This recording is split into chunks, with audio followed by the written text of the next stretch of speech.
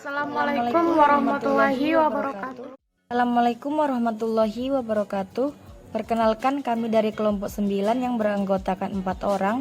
Saya Nur Ainun Ningsi dan rekan-rekan saya Ahmad Firdaus Lingga, Melisa Lubis, dan Suryadi Sabatullah. Di sini kami akan mereview jurnal internasional akuntansi yang berjudul Theory of Shariahization on Conceptual Accounting Framework, a Substantive Theory. Pengarangnya yaitu M. Nur Abirton, Iwan Triyono, Aji Dedi Mulawarman, dan Aulia Fuad Rahman. Nama jurnal Procedia Social and Behavioral Sciences. Penerbitnya yaitu Elsevier. Volume 211, isu https://doi.org/10.10/sbspro.2015.11.093, pek atau halaman 723 sampai 730. Tujuan dari penelitian ini adalah untuk merumuskan teori yang mencerminkan upaya Komite Akuntansi Syariah yang disingkat KAS dalam menetapkan kerangka konseptual kontemporer agar sesuai dengan syariah. Untuk merumuskan teori, penelitian ini menggunakan Strauss dan Grounded Theory atau GT Corbin. Data dikumpulkan dengan mewawancarai anggota KAS secara mendalam dan dianalisis melalui GTS prosedur.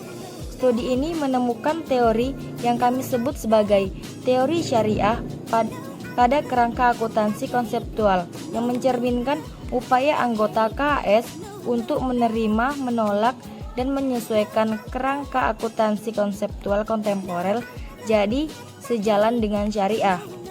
Keywords atau kata kunci. Yang pertama yaitu kerangka konseptual akuntansi, yang kedua teori membumi, dan yang ketiga yaitu syariahisasi. Cukup sekian, akan dilanjutkan oleh saudara Ahmad Firdaus Lingga. Assalamualaikum warahmatullahi wabarakatuh. Assalamualaikum warahmatullahi wabarakatuh. Nama saya Ahmad Firdaus Lingga, NIM 0503201177. Metode penelitian Grand Theory atau GT diterapkan dalam penelitian ini.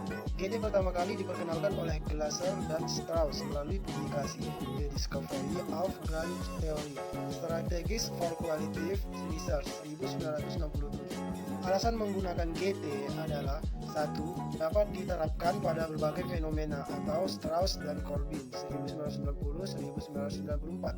2. Dapat membantu peneliti untuk menghasilkan dan teori yang bervariasi. 3. Ia dapat menyesuaikan diri dalam berbagai keadaan dan data. Pemanfaatan data historis yang dikombinasikan dengan wawancara data, laporan perusahaan, dan statistik data, dan berbagai dokumen perusahaan, termasuk data pelaporan keuangan. 4. Memiliki kapasitas untuk menganalisis data survei, eksperimental, dan studi kasus, termasuk data historis. Dalam membangun sebuah teori konseptual dapat diekstraksi dari fenomena empiris. Hal ini dapat dieksplorasi dari dua bidang utama, yaitu prinsip-prinsip Islam yang telah dirumuskan oleh fatwa DSN dan cara-cara KAS anggota dalam syariahisasi FPPFS. Hasil, berdasarkan penjabaran konsep, proses encoding dan konteks sosiologis dan regulasi, kita dapat menggunakan istilah yang sangat tertutup atau grand terhadap data kepada anggota KAS untuk menjadikan FPPFS sesuai dengan syariah. Itu istilahnya adalah syariahisasi.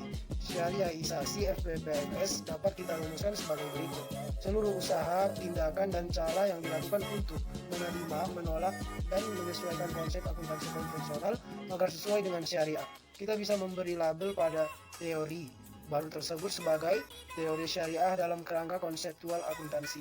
Itu teori mencerminkan fakta tentang upaya anggota KAS dalam syariahisasi kerangka konseptual FPPFS untuk harus sesuai dengan syariah. Assalamualaikum warahmatullahi wabarakatuh. Saya Melisa Lubis akan melanjutkan tentang pembahasan. Berbagai profesi akuntansi di seluruh dunia berusaha mengembangkan konseptual berdasarkan kebutuhan mereka. Dewan Standar Akuntansi Keuangan atau FASB telah memulai untuk menggunakan kerangka konseptual sejak tahun 1940-an. Kemudian, negara-negara lain seperti Inggris, Australia, Kanada, Selandia Baru, Cina, dan Hong Kong melakukan hal yang sama. Komite Standar Akuntansi Internasional telah merumuskan konsep kerangka yang disebut sebagai kerangka penyusunan dan penyajian laporan keuangan dan organisasi akuntansi dan audit untuk lembaga keuangan Islam. Juga menetapkan konsep set kerangka kerja yang mendukung pelaporan keuangan untuk lembaga keuangan Islam. Kelebihan dan kekurangan. Kelebihan materinya sangat lengkap dan metode atau teori yang digunakan juga sangat membantu penelitian ini sehingga dapat menganalisis data-data dengan akurat. Kekurangan, bahasa yang digunakan sangat sulit untuk dipahami. Dan penggunaan tanda baca yang tidak sesuai juga membuat kita semakin sulit untuk memahami materi dari jurnal tersebut. Sekian, terima kasih. Assalamualaikum warahmatullahi wabarakatuh. Saya Suryadi Sabatullah akan membacakan kesimpulan dan saran dari makalah kami. Kesimpulannya adalah ada dua jenis teori yang mungkin ditemukan dalam grounded teori, yaitu teori substantif dan teori formal.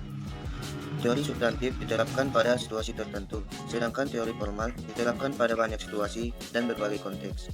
Sebuah teori substantif biasanya mendahului teori formal, dan pada umumnya berkaitan erat dengan ruang lingkup praktik atau daerah empiris tertentu. Baik teori substantif dan teori formal termasuk dalam rentang menengah teori syariahisasi pada kerangka konseptual. Akuntansi merupakan teori substantif yang dikonseptualisasikan berdasarkan dalam konteks penyusun standar akuntansi Indonesia. Namun jika kita memperluas cakrawala kita menemukan bahwa prosesnya syariahisasi mirip dengan AAOIFI yang merumuskan standar akuntansi untuk lembaga keuangan Islam. Memegang pemikiran akuntansi komporer, kemudian mengujinya dengan hukum Islam, menerimanya ketika masuk sesuai dengan syariah, dan menolaknya jika bertentangan dengan syariah. Keputusan dari menerima dan menolak adalah tindakan Islamisasi atau syariahisasi. Dan saran dari makalah kami adalah bagi peneliti ataupun mahasiswa lain apabila ingin menjadikan jumlah tersebut sebagai sumber ataupun panduan, ada baiknya sering mengulang-ulang membaca materinya agar lebih mudah untuk mendapatkan inti pokok dari pembahasan jurnal tersebut. Dan jangan lupa untuk menerjemahkan jurnal ini terlebih dahulu. Berhubung karena jurnal tersebut merupakan jurnal internasional yang tidak menggunakan bahasa Indonesia. Sekian dari saya. Assalamualaikum warahmatullahi wabarakatuh. Assalamualaikum warahmatullahi wabarakatuh.